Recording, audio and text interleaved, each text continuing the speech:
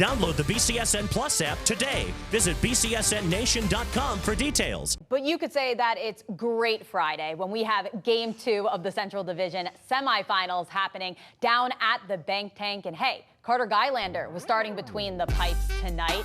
But the Fish were busy on the other end of the ice. Trenton Bliss can't get a good look here, but Mitchell Lewandowski wraps around the goal and shoves it in to break the ice.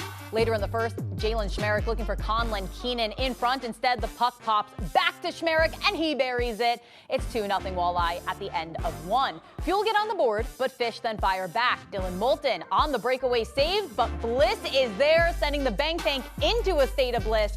It's 3-2 Toledo after 2. Fish then finally earn their first power play of the game with less than 5 minutes to go, and Lewandowski's one-timer goes in, his second goal of the night. But what about the mayor? Well, ask and you shall receive, as Brennan Hawkins tickles the twine for the cherry on top. 5-2, Fish fans are feeling good, heading to Indy, up 2-0 in the series.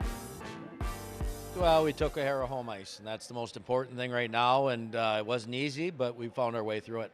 That's the most important thing. I mean, you come out of that locker room up by a goal, you've got to own that third period. I thought we did a great job, and didn't need those power play goals, but it was nice to take advantage when we had them. I don't think it changes a whole lot. That team over there is going to continue to compete. They're going to try to put you in the hard areas of the game, and so for us, it's embracing that and understanding that it doesn't matter who we play from this point on. You got to own the hard areas.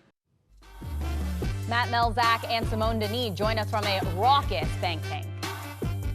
Well, you're going to have a lot of games, Simone, in which the score is very tight going to the third period. Tonight, I mean, it really doesn't get any tighter. You're up 3-2, and what they did to the Indy Fuel in that third period was downright amazing, holding them to just 2 shots. It absolutely was. That's a team that's on their heels. They're coming into this, like we said, down a game in this series. You're going into the third period down 3-2. Okay, what do you need to do? We need an offensive push. But what do you get from the Toledo Walleye? You get a stand-up defensive effort through all 20 minutes. They limited them to just 2 shots. That's absolutely incredible. That's a team that only finished with 18 shots in the entire game. So you give ultimate credit to this team. When they needed Carter Gylander to step up, he absolutely did. But overall, as a defensive effort, it just showed the maturity in this team, and you got to be very happy with that. And that's what Coach Mickish said. He wanted to see his team do better in this game than they did in Game 1. And I would say mission accomplished. Oh, absolutely, you would say that. I mean, the way they came out there, they took care of the special teams. They took care of the puck in their own end. That was the big key.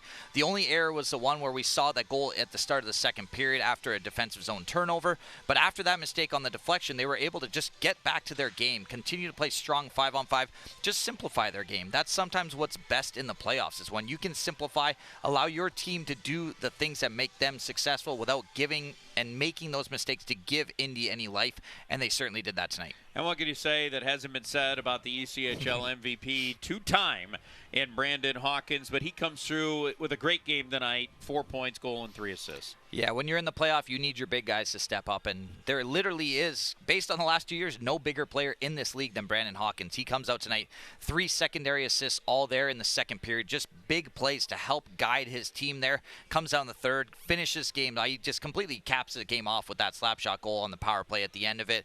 Gets excited with that celebration there, but you know what? He's just a testament to what this Toledo Walleye Hockey Club is. There's the legends of the past. You look through all the years of hockey, whether it's the Gold Diggers, the Storm, the Walleye, there's the names that stand out throughout those franchises, and currently Brandon Hawkins is certainly working his way to the top of the list with the Toledo Walleye. Yeah, he certainly is, and it has Toledo up 2-0 on the Indy Fuel. Thanks, guys. So the series now moves to the Fishers Event Centers. We'll have the weekend off, so gameplay will pick up again on Monday at Indy. Puck drop 7 o'clock, both Monday and Tuesday night. Now, if Game 5 is necessary, that's when they'll head back to the Huntington Center. 6 in Indy, 7 back in Toledo. And of course, you can find all Walleye playoff games, home and away, airing live on BCSN and the BCSN Plus app.